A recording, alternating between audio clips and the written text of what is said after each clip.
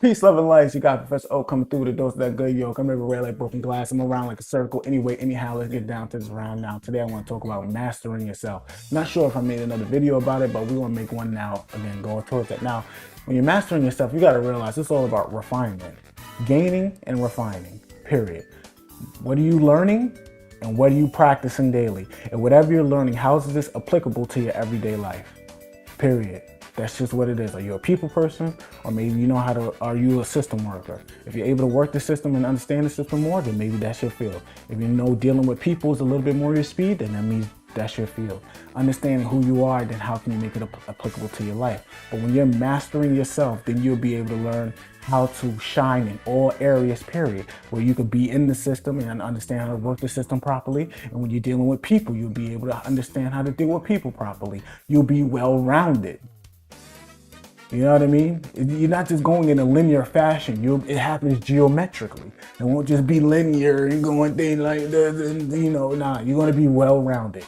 But in order to do the well-roundedness or to gain your well-roundedness, you got to refine each area so they can blossom and they can be able to sprout. Simple as that. How are you mastering yourself? Period. Where is it at? And then when you start to master yourself, you start to create this frequency that now you can't handle anything that's below your mastery level. It wouldn't behoove you. It doesn't behoove you. Literally, it can't behoove you. And this is about learning who you are. Remember, it's about going inside, understanding what solitude is about and mastering solitude, loving solitude, falling in love with the boring things about repetition, the mission of repetition, the art not only win, but continue to keep winning. Understanding how can I continue to keep winning? How can I continue to master repetitions? How can I continue to master something that is boring? Because again, if you're looking for excitement consistently and constantly, that's instant gratification. Something has to move your gears. Something has to entertain you at all times. You don't have the energy for that. People don't even understand that to be excited at all times is draining. That means you're constantly hyped. You're constantly, it's a good thing. Don't get me wrong that you want to feel good all the time, but also you need to learn how to feel good when things are boring, when there's nothing happening. How can you maintain your joy level when nothing's happening? Appreciating when nothing's happening, appreciating the boredom. This is when the attitude of gratitude kicks in. When you're constantly staying humble, because when you're constantly staying humble and you're grateful for certain things, you'll start to appreciate all avenues when they come. So when the good and exciting things come, you'll be able to appreciate that. And when nothing is happening, you'll be able to appreciate that. Even when things may not be going in a more positive sense. You need to look at that as a learning point, so when things do become positive, you can make sure it's a less probability of the worst happening again. That's the whole thing. That's exactly how you do it. Then you start dealing with people that match that type of perspective, etc. so forth. And you need to start mastering yourself. You don't fall to the 7 deadly sins. Don't fall to lust, etc. so forth. I see a lot of men out there falling for lust, etc. so forth. Like again, I go to a soup kitchen every morning, and they, and at these shelters and things like that, they give out condoms. Now, to me personally, I'm way too broke to be having sex. Like that's crazy to me. I'm not about like what? I'm out here trying to get to it and do my thing. I'm not. What? How is having sex benefiting me? It's wild to me. Like I digress.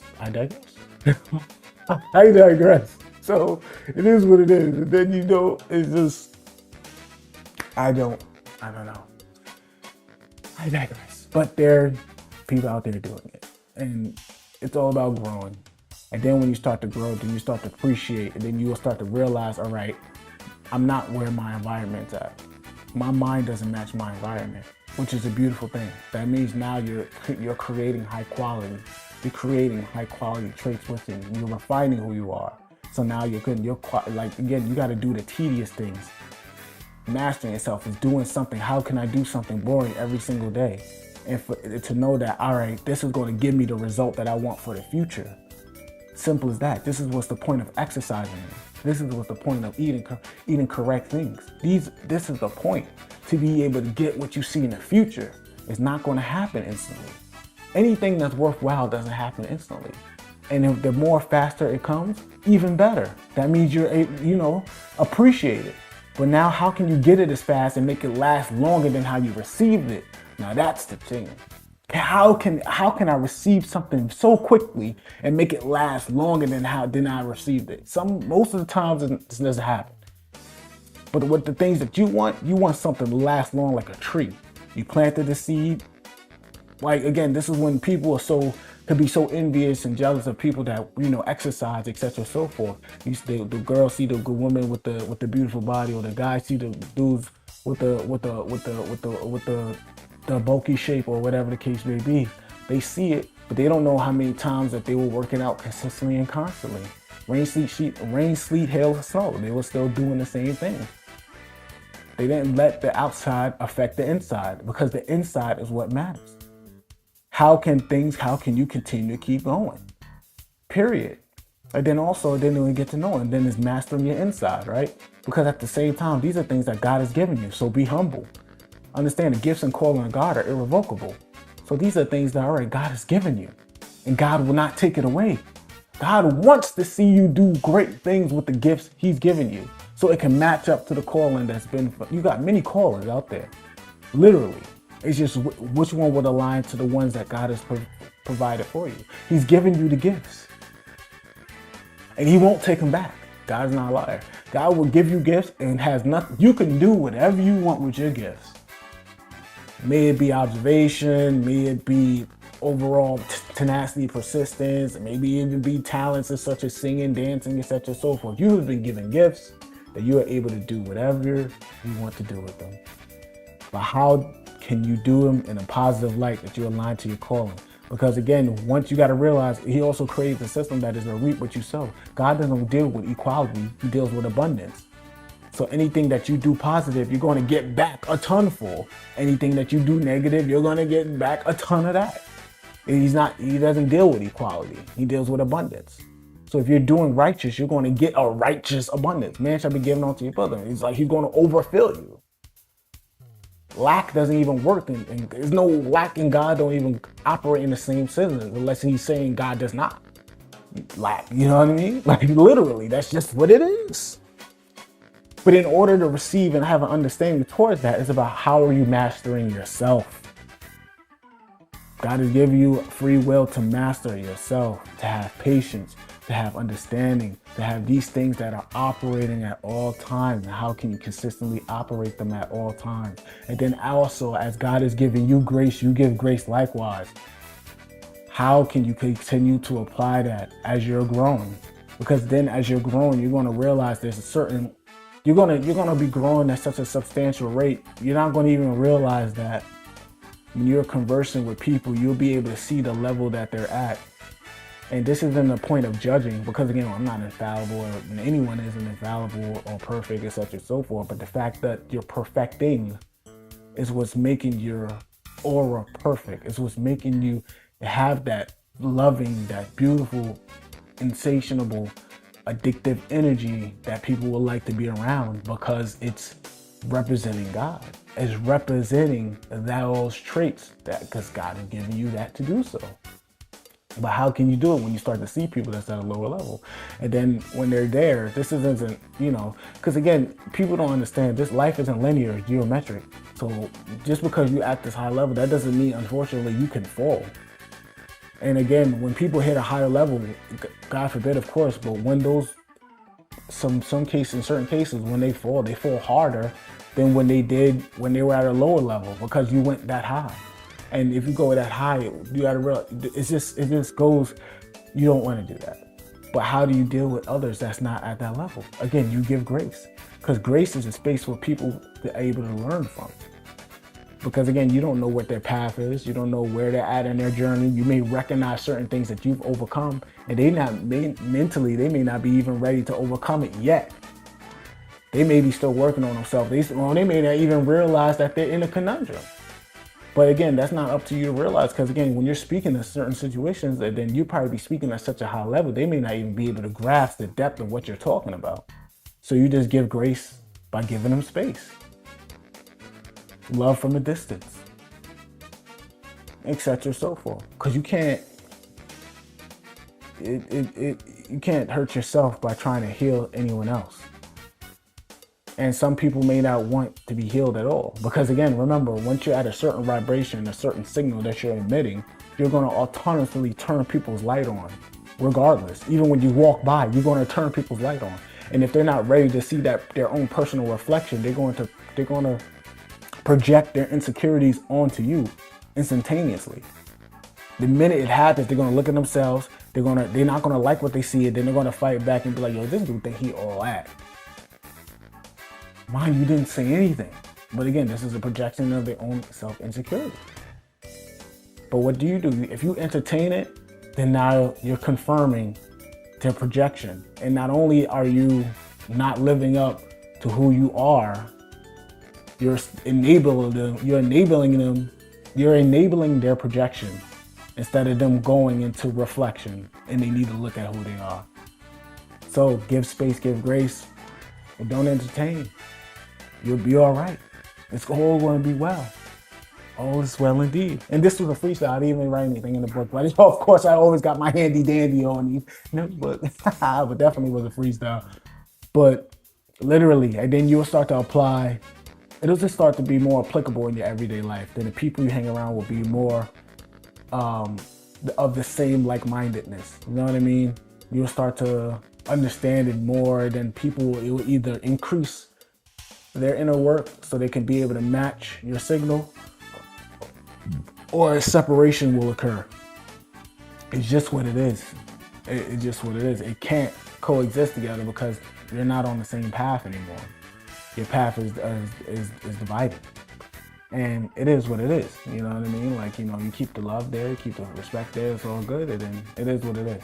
You don't entertain certain situations because then they'll just put you back down at a lower level of vibration and a lower level perspective. And it'll just be a waste of mental space. And no one has mental real estate to waste. Literally, it's all about adding things that are positive, refining what's positive, and moving forward from there. Period. That's what it is at that point. If you're able to do it, continue to do it. Keep and show grace at all times. Continue to show grace at all times.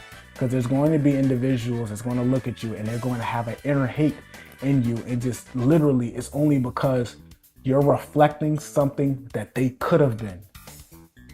And it's not like they cannot change. They can still become it. It's just when the light turns on inside of you and they don't choose to pick up that dustpan and broom, again, when the light turns on, it's not the aha eureka moment. It's when the light turns on, they see themselves for who they are, and then they choose to either pick up that dustpan and broom, start cleaning up, or they turn the light back off and start adding in other things to hide that light again. Once they start adding in other things, and more so vices, distractions, etc., so forth, it becomes more cluttered. So when the light turns on again, which it will, they're going to see more clutter, and they're not going to like exactly who they see and who they're becoming, because time has passed. And now they're becoming the very thing they don't like. So instead of addressing it, they're projecting it. And being that they're going to project it, and then you'll see them, they'll start to hang out. Haters will hang out with haters. And then they'll start hanging out with each other, hating on each other, etc. It's like, it's ridiculous. It's like, it literally becomes insane. But people also, like, how can I say this? Because at the same time, it's like, you still got to give grace. You know what I mean? You give grace, give them space of grace. Ooh, I like that. You heard it here first. I'm going to start saying that. That is so cool. You give them space of grace. Such a sexy term from a sexy one. I like that a lot. But you give them the space of grace. And then as you give them the space of grace, remember, they either will probably pick it up then, or hopefully later down the line when they're, reminiscing and maybe they're deciding to make the change, they'll remember, oh yeah, I remember Teron, he was really cool. And, I was kind of like a dickhead at that time, and I was speaking to him, etc., so forth, and I wasn't really kind, I wasn't really hearing the guy out at the time. But he never responded the way, I intended, etc., so forth. And even then, at that point, they may even got angrier. But now that they're reminiscing at the point, they'll see exactly where the wrongness happened. But being that you didn't entertain the situation and you still continue to vibrate at a high level, sending off that superb signal at all times, they're able to reminisce and have understanding of the situation. And not only can they learn from it, they can make it applicable in their life. That experience has now become timeless. It's all about them being able to reminisce and tap into that moment for them to be able to deviate from where they're at, and then they can go into a more smooth and firmer perspective from that point. Again, you start to realize that once you start operating at a high level and your signal is changing, etc. and so forth, your experiences with others will become timeless. You know what I mean? Like, they'll be able to always go back to it and reminisce and be like, yo, they can pick something up from it. It's an experience. I'm telling you, like, it's just something next level to me, right? I digress. And I think I kind of said everything from there, right? Yeah, I kind of did. So master yourself. As you master yourself, because if you don't master yourself, then best please someone else will. It is what it is, right? Don't have no foul. Don't take it personal, take it general, and understand that anything that you learn, make sure it's applicable to your everyday life. But then you'll be all right. All is well, right? Can you dig it? Yeah, I think you can. And again, this is all a freestyle. There's nothing in the handy dandy. So this message is for the adept out there, for the master, the expert, the proficient, the efficient, selfish, and the one that's always doing it and never losing it, that's growing, that's going at all times. Keep it up, keep it up, keep it up. And remember, speak good, do good, see good. When it is good, it's all good. Can you dig it? And for the haters out there that love looking at your boy, make sure you look at my good side, because you know I'm sexy. Can you dig it? Yeah, I think you can. Peace, love, and light. See you guys in the next video.